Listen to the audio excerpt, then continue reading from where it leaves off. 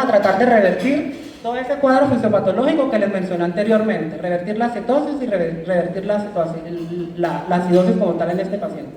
Ya después de haber logrado esto, vamos a pensar, vamos a mirar si el paciente tiene alguna complicación. Complicaciones en cuanto a los electrolitos, el sodio, el potasio, el fosfato, el bicarbonato, o complicaciones un poco más severas, como pensar de pronto en un edema cerebral, que es lo que más tenemos nosotros en estos pacientes.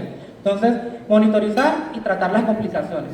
Por último, debemos mirar cuál fue el factor desencadenante que ocasionó que el paciente entrara en cetoacidosis. Entonces, mirar a ver si fue una infección, si hubo un mal control en el tratamiento, mirar qué terapia de insulina está teniendo el paciente, si tiene problemas en la adquisición de los medicamentos. Debemos involucrarnos en todos los campos porque pues, si no intervenimos en cuanto al factor desencadenante, en 6 meses vamos a volver a tener el mismo paciente ahí en urgencias por cetoacidosis diabética. Y es tan importante tenerlo en cuenta porque yo tengo un paciente que me ha venido en menos de un año 2 veces con cuadro de cetoacidosis diabética. El paciente vive en Venezuela, desafortunadamente la mamá tiene 2 niños, los 2 niños son diabéticos y comparten la insulina y a veces se quedan sin insumos. Entonces es importante pues reconocerlo y saberlo. En cuanto al primer punto, en la corrección de la deshidratación, bueno, antes, para mí, un paréntesis, antes de hablar de corregir la deshidratación, vamos a hablar un poco de unos puntos que marca el consenso. Entonces, como primero, tenemos el paciente en urgencia, nosotros debemos tomar los signos vitales. Con respecto a los signos vitales, con respecto a la tensión, generalmente uno esperaría que estuvieran hipotensos por la deshidratación, pero generalmente ellos no están hipotensos, sino más que todo un poco hipertensos por la respuesta de las catecolaminas que tienen, ¿no?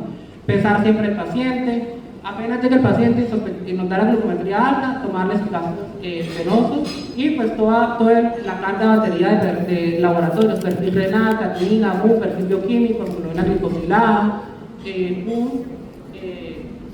después de haber hecho esto, analizar el paciente, hacer una buena anamnesis, interrogar bien al paciente.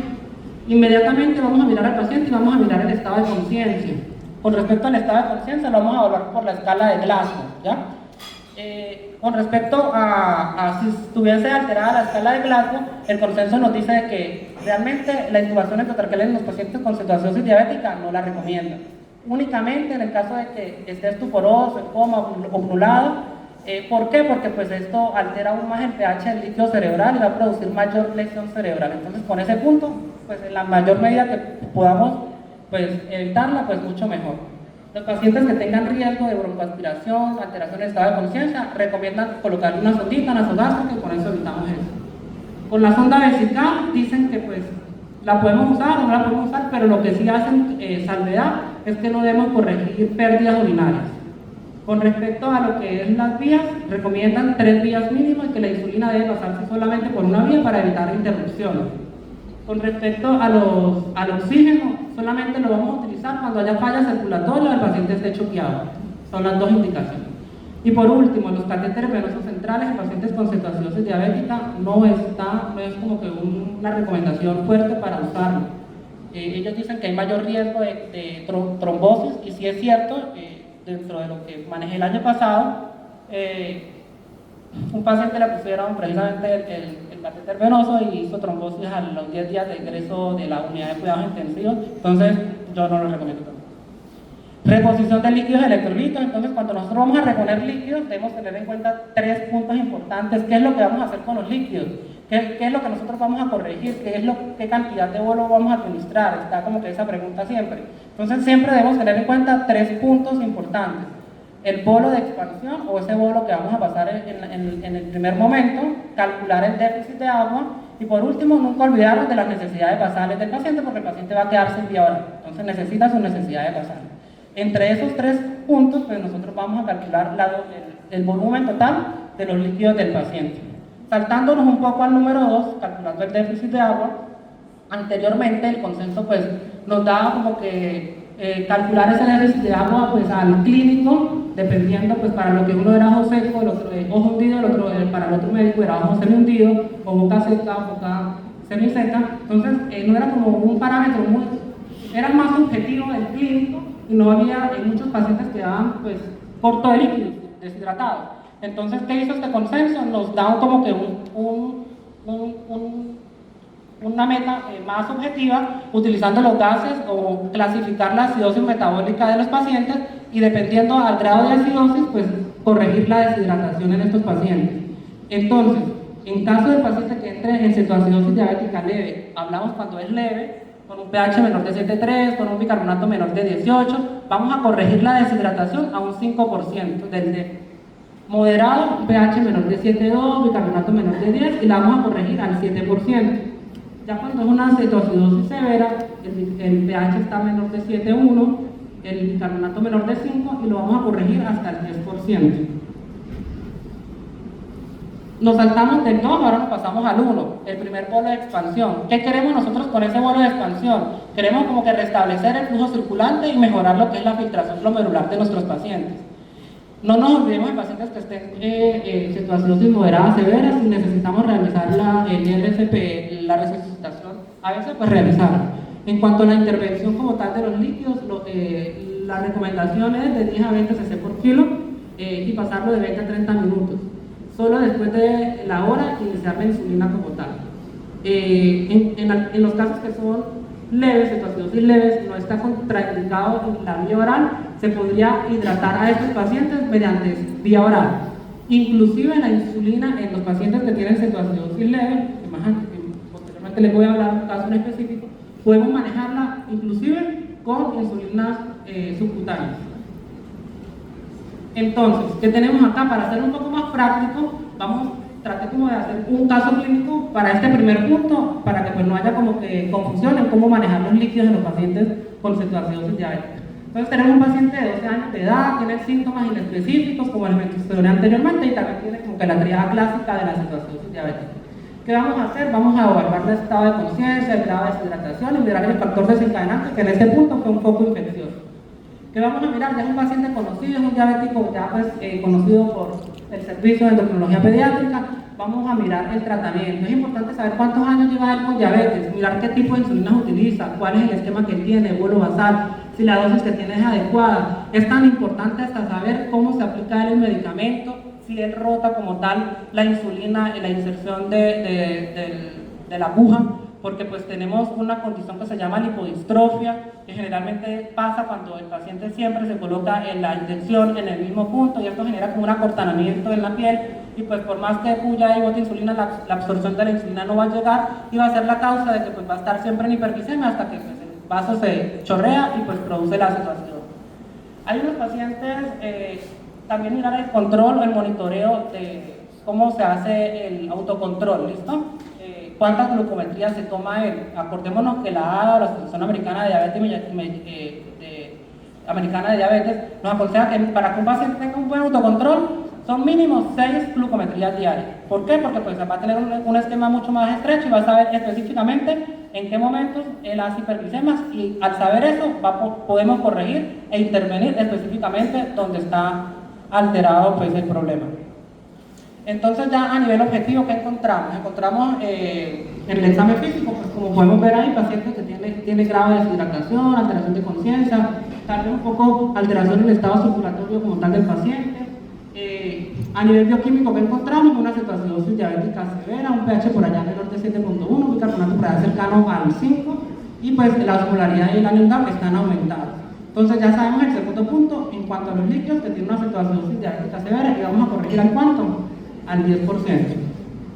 Entonces ya tenemos el segundo punto, nos saltamos al primer punto, vamos a hacer un primer bolo de expansión a 20 cc por kilo, nos daría más o menos una tasa de 740 mililitros y eso vamos a pasarlo en 30 minutos. Entonces ya tenemos el bolo de expansión, tenemos el calculado el déficit de agua que lo vamos a pasar al 10% y eso nos da en total de volumen 5.540.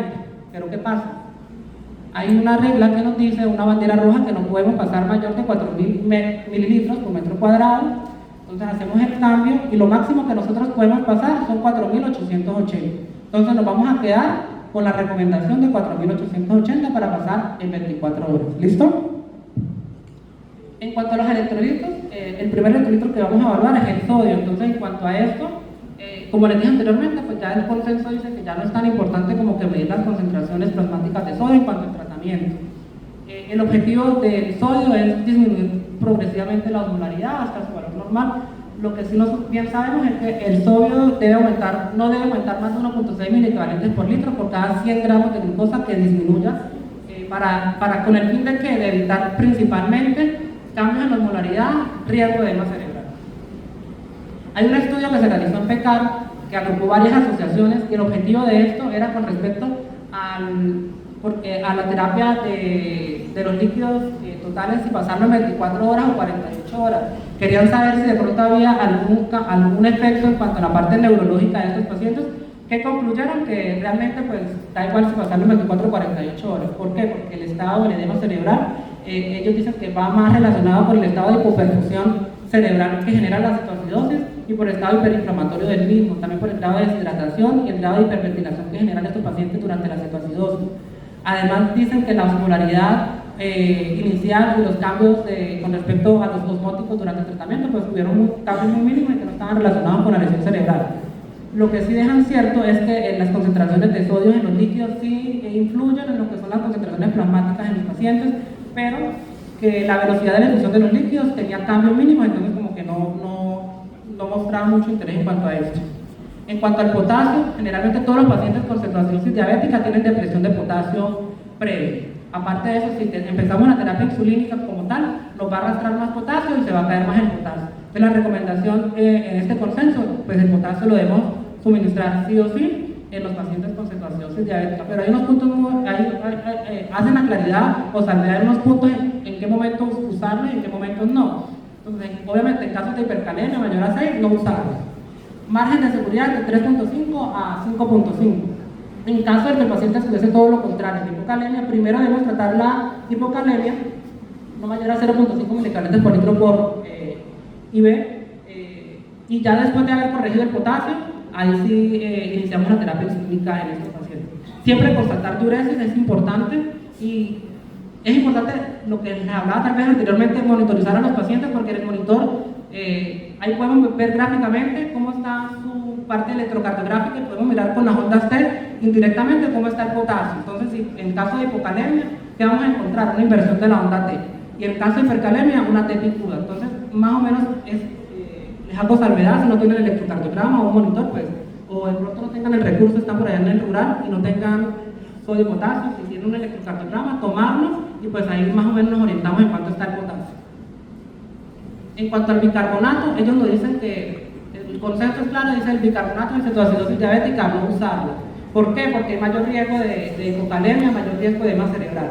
Dejan una salvedad que solamente lo vamos a utilizar en caso de que el pH estuviese menor a 6.9 plus o más si tuviese alguna alteración en la contractilidad cardíaca. De resto, realmente no se utiliza.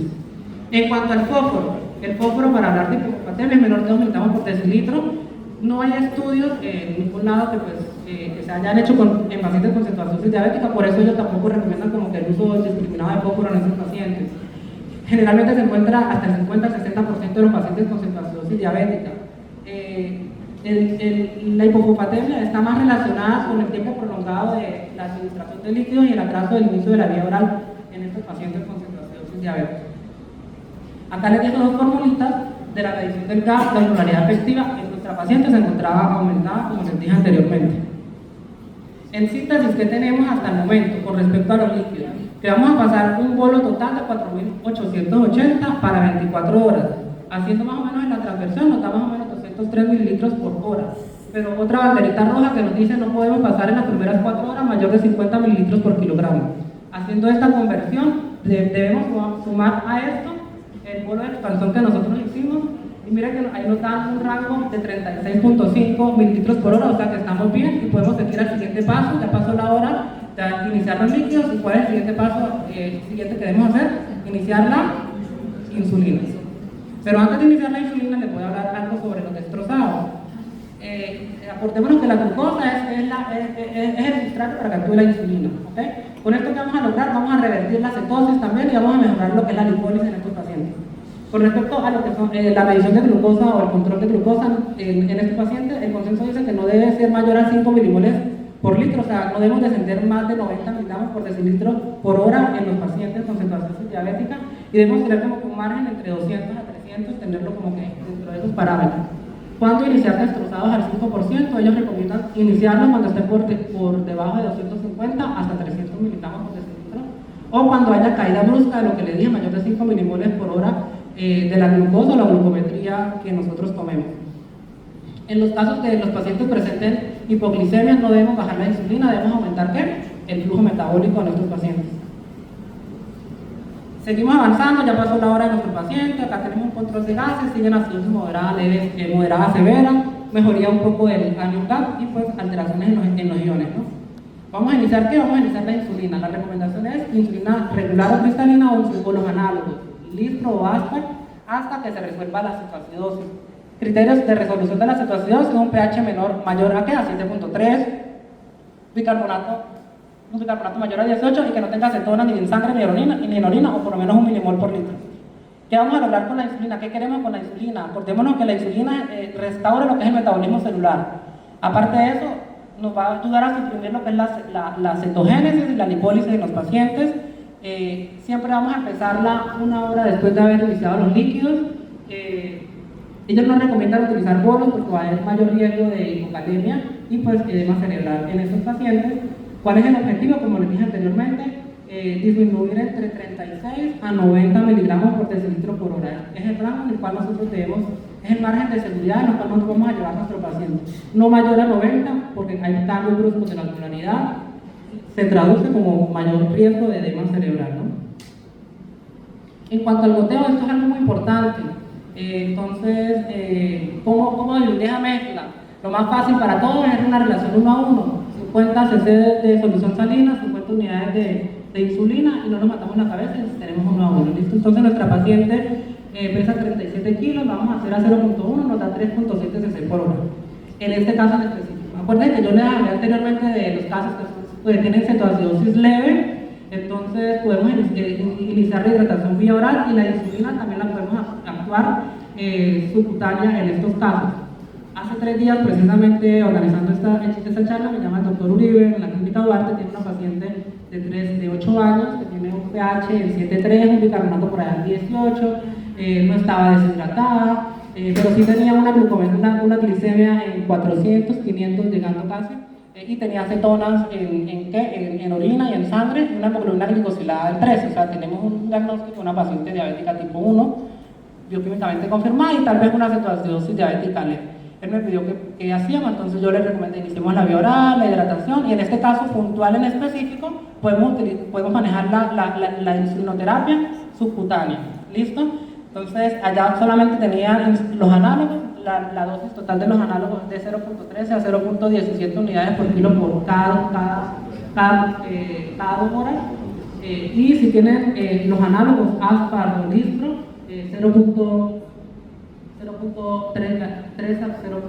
0.15, pero esas cada 4 horas. Lo que sí dice el consenso en cuanto al inicio del tratamiento de estos pacientes, si los pacientes hacen un descenso de glucosa mayor a 90 miligramos por decilitro por hora, bajar la siguiente dosis a 0.1 unidad por kilo hora. Y lo llamé ayer, me dijo que ya la paciente ya hicieron la transversión de insulina subcutánea y que está súper bien. Entonces, que en esos casos en específico la podemos hacer subcutánea. Ya resuelta la cetoacidosis diabética, pues vamos a hacer la transición de insulina endovenosa a insulina subcutánea. La dosis total es de 0.5 unidades por kilo por día. ¿Cómo hacer la transición de estos pacientes? ¿Qué se recomienda? Se recomienda principalmente, si vamos a utilizar esquema basal, por lo que es lo que yo uso, generalmente el consenso dice, apliquemos la primera dosis de insulina de la basal o la acción prolongada o la Lantus, que mayormente es la que utilizamos, en la noche, y al día siguiente, 30 minutos previos a la comida del desayuno, en este caso, colocar la primera dosis de insulina bolo, en este caso de corta acción, y posteriormente pues ya se suspende.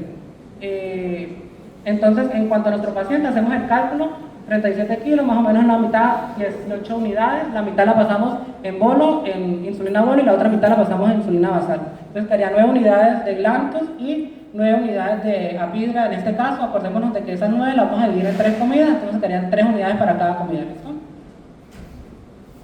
En cuanto a las complicaciones, ya hablamos de la hipoglicemia. Acordémonos que en el caso de que llegase a presentar, el consenso dice, disminuyamos la dosis de insulina y pues también mejoremos el flujo metabólico con los destrozados de estos pacientes.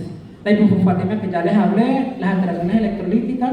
Algo muy importante que mencionan durante el consenso es el riesgo de lesión cerebral, que va a estar medida por un daño o una alteración en la microestructura cerebral. Lo que mayormente han encontrado son problemas de memoria, coeficiente intelectual, que han visto. En cuanto al edema cerebral, ¿ellos qué dicen? Que nosotros principalmente debemos evaluar los pacientes por clínica, no debemos regir el edema cerebral en los pacientes por una imagen, una neuroimagen, en este caso una tomografía.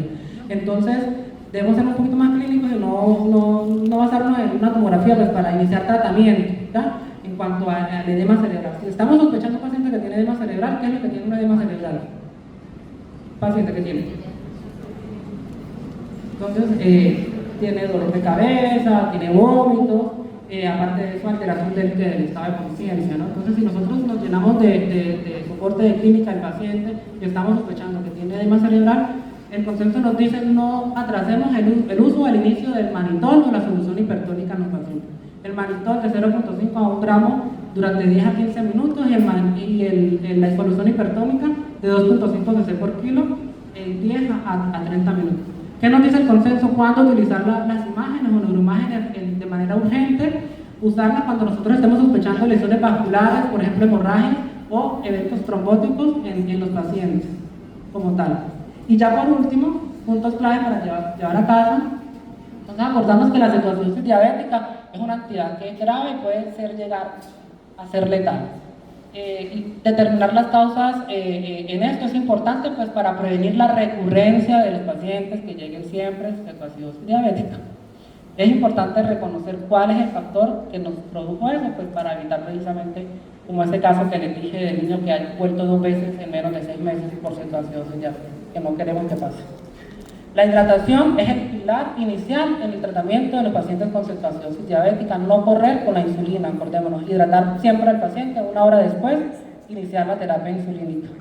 Si el paciente persiste en acidosis, miremos otros lados, otros horizontes. Está bien hidratado, la insulina, la dosis está adecuada, mirar otros campos en los cuales podemos mejorar este punto. Espero les haya gustado. Muchas gracias.